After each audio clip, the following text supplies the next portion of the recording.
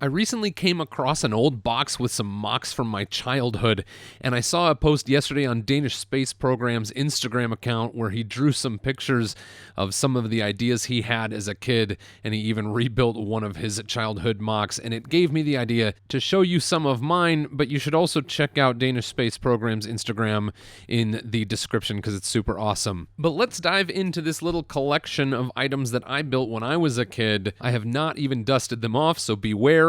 But I would love to hear in the comments section below which of these is your favorite before the end of the video. And in honor of Book of Boba Fett, I'm going to save my custom Boba Fett minifig and Jabba the Hutt from childhood for the very end. When I was a kid, most of my Lego was space, but I came across this photo which shows a small town type layout I had as a kid, and I will reference this a couple of times throughout the video. The first is a futuristic firefighting vehicle. It has 8 wheels. It has a canopy that I'm sure I got from an Mtron vehicle in that iconic transparent neon green color. If you take a look at the picture, you can see the firefighting apparatus in a little bit more detail that is attached to the side of the vehicle there. It also has flame logo stickers that I believe came out of some sort of Lego idea book from the late 80s or early 90s, and I just loved the look of this thing. I'm going to go ahead and open up this canopy here, stuck after all these years. And you can see there is a little panel in there that I believe is from Spyrius. So this is it. I also didn't have enough white wheels in this size, so you can see I used one gray. There it is. All right, there is the futuristic firefighting vehicle. In a similar color scheme, I have this mobile satellite dish station.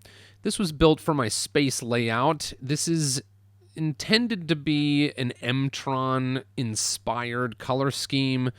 You know, I didn't have a whole lot of surplus Lego pieces. You know, most of the loose Lego pieces that I had at that time were from yard sales. This has wheels underneath, and it can drive around. The satellite dish is intended to be able to rotate 360 degrees. It can also pivot up and down to face the direction that you need it to face. I don't think this piece is an official Lego piece, but it was fun, and somehow I had it when I was a kid, so it ended up being on there. This can spin all the way around, and I sort of imagined that this would drive around and just be a mobile satellite communications reconnaissance. We've got some instruments here that a minifig can stand and use. These are loose. That one's tight. We've got a couple of bars on the side to keep the minifigure from falling off. And this can actually drive around and detach, so they can get where they're going, and the top of this can pull off just like this. And I'll show you something a little interesting with this in just a little bit, but I'm going to set that aside for now. Here I've got some rudimentary snot action going on, and there's just a 2x2 plate on there. I think it probably would have had something for propulsion, perhaps a booster kind of like this, and I'll attach that here. And then that is, you know, something that can give this thing some oomph to drive across the terrain of a planet. But this satellite control unit was designed to fit on top of the Unitron monorail from 1994.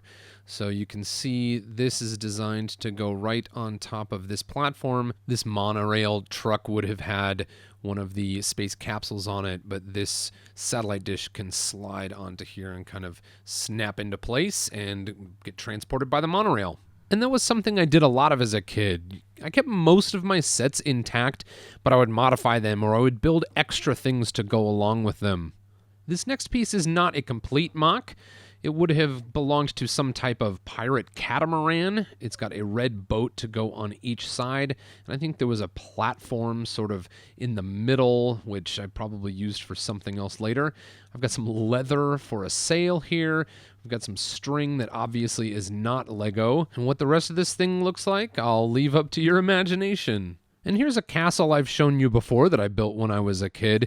It has a working drawbridge, but I think something interesting that I haven't mentioned before here is that it is on a 16 by 16 base plate with an 8 by 16 brick, and it is built on top of those. There's also some pen or marker on the drawbridge. I don't think I would have done that. This piece was probably from a yard sale or perhaps a rogue pen in storage. Made some markings on that. Here are a couple of other town vehicles. We've got a little courier-type car and a partially dismantled firefighting helicopter. These can be seen in the picture, the car in this workshop and the helicopter up on top of this helipad. Because of the color scheme, I suspect that I probably intended for this little rig to belong to the fire department in my town. It has doors from this 1988 Lego set of a 4x4. The roof opens up like many of the vehicles did back then, so you can put a minifigure in. This fire helicopter is missing a lot of pieces. I'm sure I stole them for other creations over the year. It's got some stickers, which I think were also from the idea book. Next up, I have an AquaZone wheeled vehicle. This looks like it probably had some sort of trailer to attach to it. I think that I probably just took a little AquaZone polybag type thing and plopped it onto some wheels. And if I remember correctly, this was the only AquaZone minifigure I had as a kid. Here I've got another space item, and this little guy was probably my favorite thing I created in all of my childhood. Little droid colored to go along with Mtron. He can bend down and kind of inspect things on the ground. His arms can move around here. And then the special function of this is that I can remove this little handlebar on the back, and then he splits down the middle, and I considered this satellite mode. Like you could blast this guy off into the atmosphere, and he could sort of float around and gather information for the Mtron guys. You know, I was going for play function even when I was a kid, so I can put him back together here, pop that back on, and let me know if you got a name for this guy. Put a comment in the comments below if I should name this. And you know what? While you're at it, why don't you give this video a thumbs up if you like it, and subscribe to Boone Builds if you don't want to miss out on videos like this in the future. The next one I have up here is intended to be a flight simulator type amusement park ride. I remember going on these things when I was young. You can see it here in an amusement park area of my childhood Lego town. Something like a simple version of Star Tours. This has this transport sticker that I also think came out of some type of Lego ideas book. I cut the other side on the sticker so that it could be opened up, but this would have been on top of something that would let it rotate up and down and side to side. And I remember these things having some sort of projection screen on the inside. I think this thing was mounted to something similar to what you see here. You know, a 4x4 turntable with some sort of hinge that would allow it to go up and down. We'll take a look on the inside, and holy smokes, these things are dirty. I don't remember if they got dirty when I was a kid or if they've just gotten dirty sitting in boxes in the attic over the years. Here's a little spot where a pilot could sit, and then the people going on the ride would sit back here on this bench. If you look on the underside, you can see these are waffle plates, the old Samsonite plates from, I want to say, the 60s. These must have come to me from a yard sale when I was a kid, because I certainly was too young to have had them when they were new. And there's the transport ride. I don't have any idea what this one is. Another partial mock. It looks like we've got a sink and a Spirius guy inside of some sort of booth. Maybe it's like a Bacta tank, you know? Maybe this guy needs to heal from some kind of battle. I also have this partial wall. You can see this was the corner of a building that was what we might call a rainbow warrior. I was just kind of using any colors when I built this building. Don't remember what it's from, but now we're starting to get into some of the more exciting things. These are a few customized characters, theme mashups, you might consider them.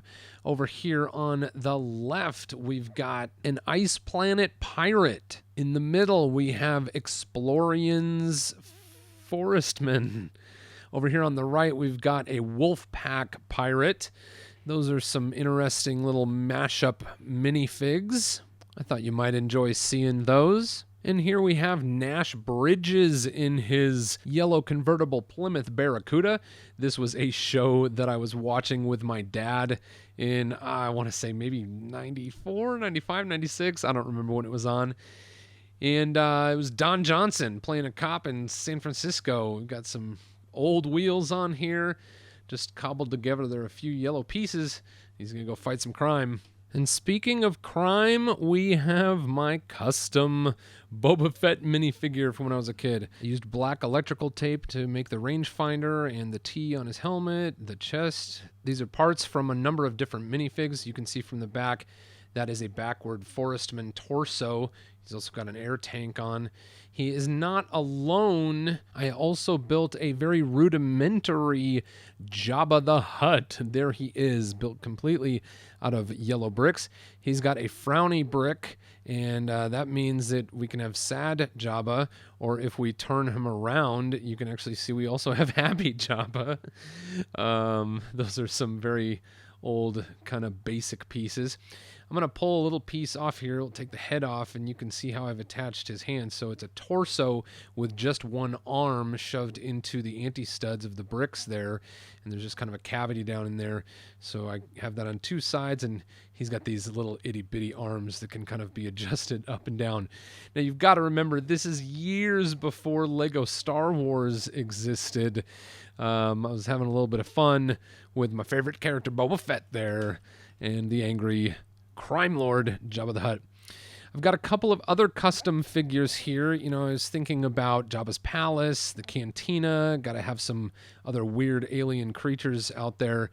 So I pieced these together, just trying to come up with some creative alien forms. So this one I used the hoses, and I actually tore the arms off this torso and popped the hoses through the arms. So those sort of create wobbly arms and legs there attached to one single foot.